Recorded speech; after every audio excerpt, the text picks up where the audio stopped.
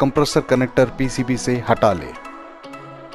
Compressor के तीनों terminal UV, UW, VW पर रेजिस्टेंस चेक करें। तीनों टर्मिनल का रेजिस्टेंस लगभग सेम रहना चाहिए।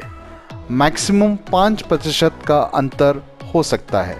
यदि ज़्यादा अंतर हो या कंप्रेसर वाइंडिंग ओपन या शॉर्ट हो तो कंप्रेसर बदले। कंप्रेसर टर्मिनल और ग्राउंड चेक करें। यदि शॉर्ट है तो कंप्रेसर बदले।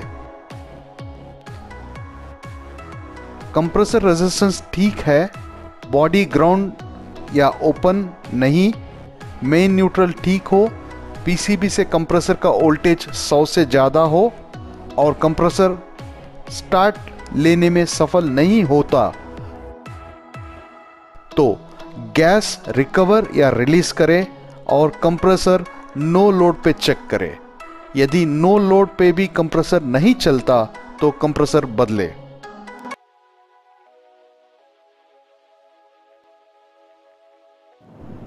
Checking between ground and compressor U terminal, voltage 130. Now ground and V terminal, voltage 130. Ground and W terminal, again voltage is 130. ODU PCB संबंधित एसी का main power supply of करें और 5 minute तक wait करें। वापस main supply on करें। यदि same error दिख रहा है तो AC main power switch off करें, 5 मिनट वेट करें और ODU PCB चेक करें। मल्टीमीटर को डायोड मोड पे सेट करें। मल्टीमीटर का पॉजिटिव प्रोब पीसीबी का नेगेटिव पर रखें और मल्टीमीटर का नेगेटिव प्रोब से UVW पर बारी बारी से चेक करें। UVW के वैल्यू एक समान रहना चाहिए। रिवर्स डायरेक्शन में वोल्टेज शो नहीं करना चाहिए। अगर वैल्यू UVW में समान नहीं आ रहा है या दोनों डायरेक्शन में यदि वैल्यू शो करता है या दोनों डायरेक्शन में शो नहीं करता है तो ODU PCB बदले। IPM एरर के बेसिक कारण सुनिश्चित करें कि आउटडोर का फैन मोटर काम कर रहा है।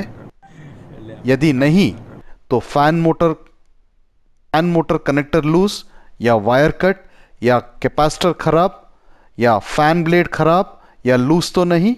यदि हां तो उसे ठीक करें। यदि फैन मोटर सही काम कर रहा है तो यह सुनिश्चित कर ले कि IPM का हीट सिंक डस्टी या लूज तो नहीं। यदि हां तो प्रॉपरली क्लीन करें और हीट सिंक को प्रॉपरली फिक्स करें। यदि फैन मोटर एवं हीट सिंक ठीक होने पर यह सुनिश्चित कर ले कि कंडेंसर ब्लॉक है या गर्म हवा शॉर्ट साइकिल हो रहा है या कंडेंसर एयर इनलेट के लिए गैप कम है। यदि हां तो उसे ठीक करें। रेफ्रिजरेशन सिस्टम संबंधित प्रेशर गेज की सहायता से यह सुनिश्चित कर ले कि गैस की सर्कुलेशन प्रॉपर है या नहीं। सक्शन गेज पर प्रेशर कंप्रेसर की रनिंग अवस्था में जैसे कंप्रेसर का एम्प्स ज़्यादा हो तब प्रेशर कम होना चाहिए।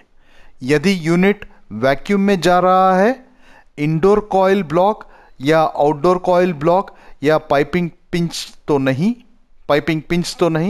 चेक करें और ठीक करें। नॉर्मल कंडीशन में बैक प्रेशर 90 psi से लेकर के 120 psi तक होना चाहिए।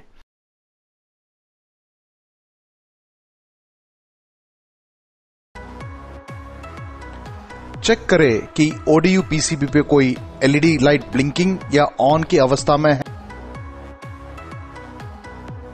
यदि नहीं आ रहा है तो इंडोर PCB बदलने से पहले यह सुनिश्चित कर ले कि इस मॉडल में पावर सप्लाई IDU से ODU को जा रहा है।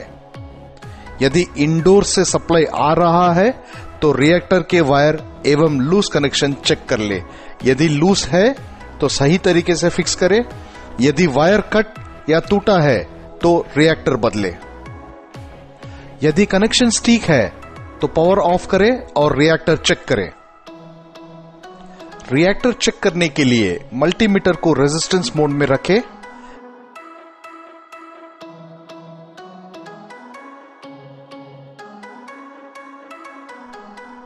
यदि रीडिंग 1 के आसपास है तो रिएक्टर बदले, यदि रिएक्टर बॉडी शॉर्ट है तो रिएक्टर बदले।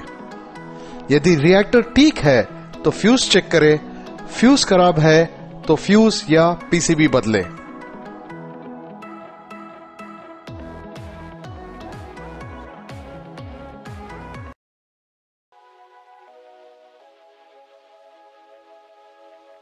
मॉडल के अनुसार एरर चेक करें और सुनिश्चित करें कि ओडीयू सेंसर एरर है। ओडीयू एरर। ओडीयू सेंसर एरर सुलझाने के लिए बताए गए इंपॉर्टेंट पॉइंट्स पे ध्यान दें। वोल्टास के अधिकतम इन्वर्टर मॉडल में 3 सेंसर या किसी मॉडल में 5 तक सेंसर हो सकता है। यह सुनिश्चित करें कि सारे सेंसर अपने सही जगह पे लगे हो। यदि सेंसर सही जगह पे ना हो तो कंप्रेसर स्लो चल सकता है या आईपीएम या कंप्रेसर या एम्बिएंट हाई जैसे गलत एरर दिखा सकता है। यह सुनिश्चित कर ले कि सेंसर जैक लूज या कट तो नहीं, यदि हां तो सही कनेक्ट करें। वायर कटने या टूटने की अवस्था में वायर या सेंसर बदले।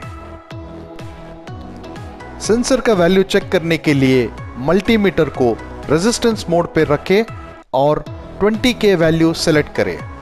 ध्यान रखें कि डिस्चार्ज सेंसर चेक करने के लिए 200 के का वैल्यू सेलेक्ट करें।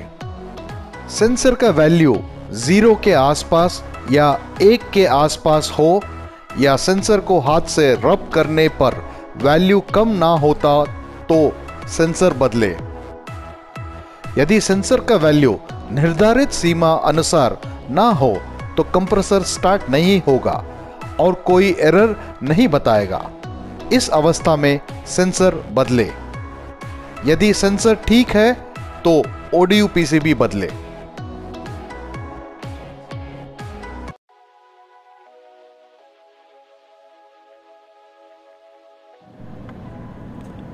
Discharge sensor. Usually all discharge sensors are 50K and you need a multimeter which is capable of measuring 50K resistance. Normal multimeter used in the field will not show any value because the resistance is available only up to 20K. Ambient air sensor. This is the location of the condenser pipe sensor. This is the location of the discharge sensor. Ambient sensor is at the outside of the unit.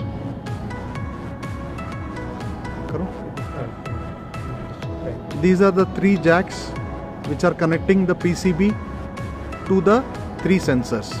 One sensor ambient air sensor, one sensor discharge sensor, one sensor for condenser temperature.